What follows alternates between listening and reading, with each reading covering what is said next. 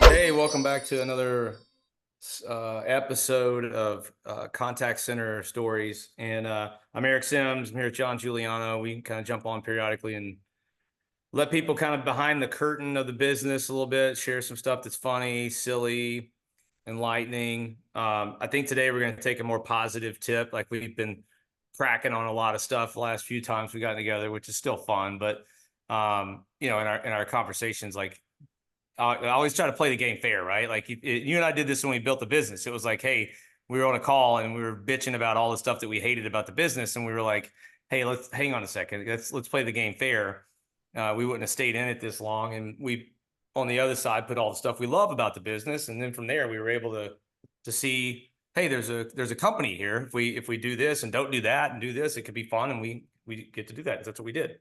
So to play the game fair today, we were talking about like, hey, there's a lot of positive stuff that happens in the industry, right? And there's crazy stuff, there's funny stuff, there's silly stuff, there's disgusting stuff, and then there's all this like upside too, because I think it's like in some ways, the contact center world is the land of opportunity for people, maybe like no other industry at scale, right? That I've seen. And I think that's part of what's always attracted you and I to it on the positive side. But you and I were talking, you started to share a story. I was like, hey, we were like, let's just talk about this. So Yeah. yeah, you had a story about somebody that you guys helped out or something like that at one point in time. Yeah. So if you turn back the clock a bit here, and for some of the listeners, maybe you were born around this time, or some of you maybe were just getting into the industry.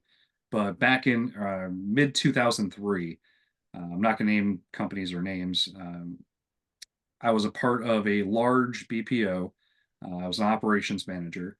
And at that time, we had supervisors that, rolled into us. And we had one supervisor in particular who was going through some really rough times. She was about to get evicted. She didn't know where she was going to stay. Um, I was new into that role, so I really didn't know what to do. No, there was no real guidance into, what do you do to help the person like that. So I talked to a couple of my buddies that worked in the company, and we pulled her aside. We worked with her landlord at the time to try to get her like 2 month, 3 month extension to get her back on her feet. Well, about a month or so later, one of our IT guys who'd show up early, usually like 5, 6 in the morning, pulled in the parking lot and started noticing that there was a car there every morning. So he pulled up next to the car and looked inside, and noticed that there was someone sleeping in there. And lo and behold, it was one of the supervisors. So talked to her, and I didn't want to get too far into her personal life, but we had a pretty healthy relationship at that point. So I started asking her questions, how's everything going? How do you like the place? So on and so forth.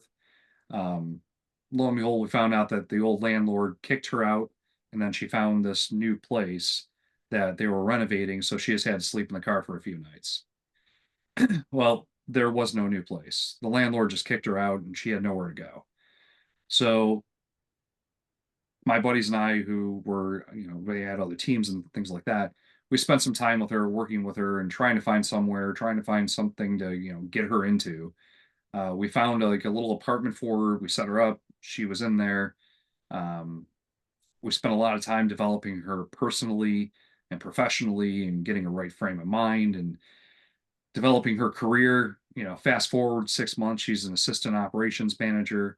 Fast forward a couple more years, right before I left, she became an operations manager. And when I left, her and I had this really heart to heart moment. I forgot some of it before I left, and she wrote me this really cool like letter, and there were tears, and just how grateful she was for the opportunity, and for taking time and investing in her as a person, um, and setting her up for success, and how close she was to the end of the road and to like ending her life.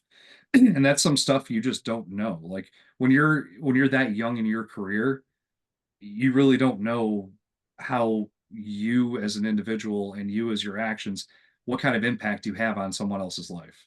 Like your decision will impact what goes on in that individual's head and how they operate as a human.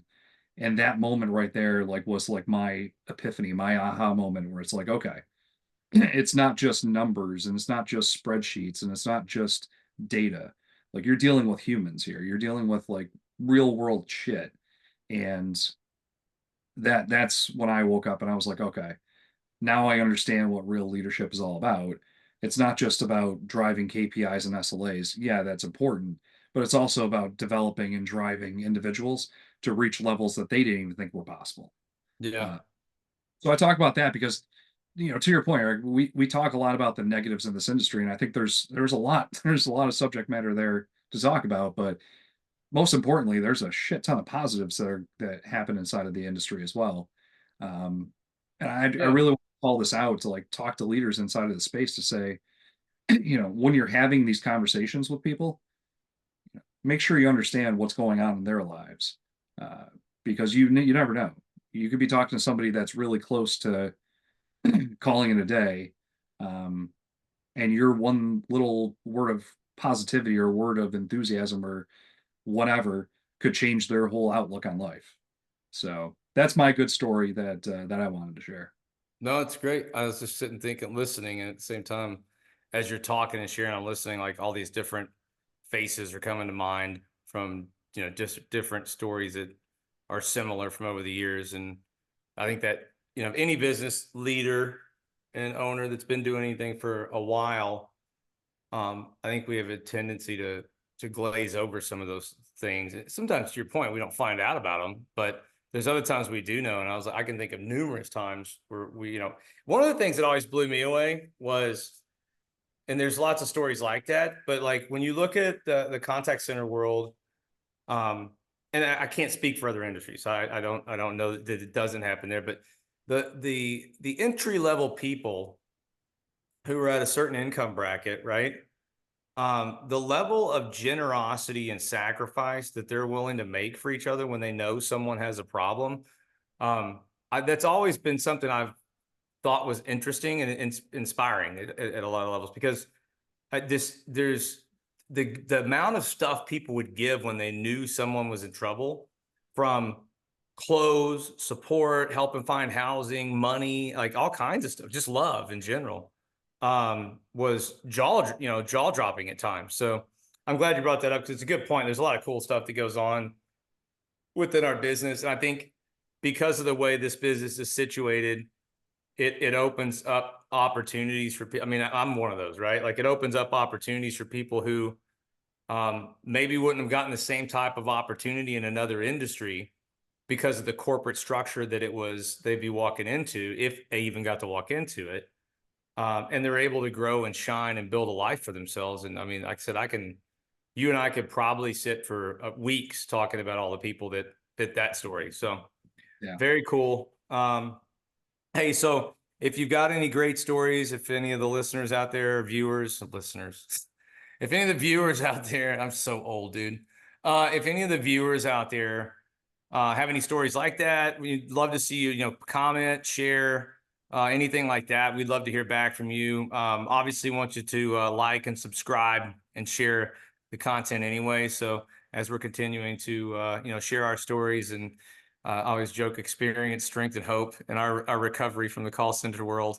Uh, you know, it's fun to hear other stories from other people as well. And hey, if it's really great, maybe we'll call you and get you to come on here with us and share some of that stuff. So hope everybody's doing good, and we'll see you on the next little episode. I'm Eric Sims. I'm John Giuliano. We'll see you next time.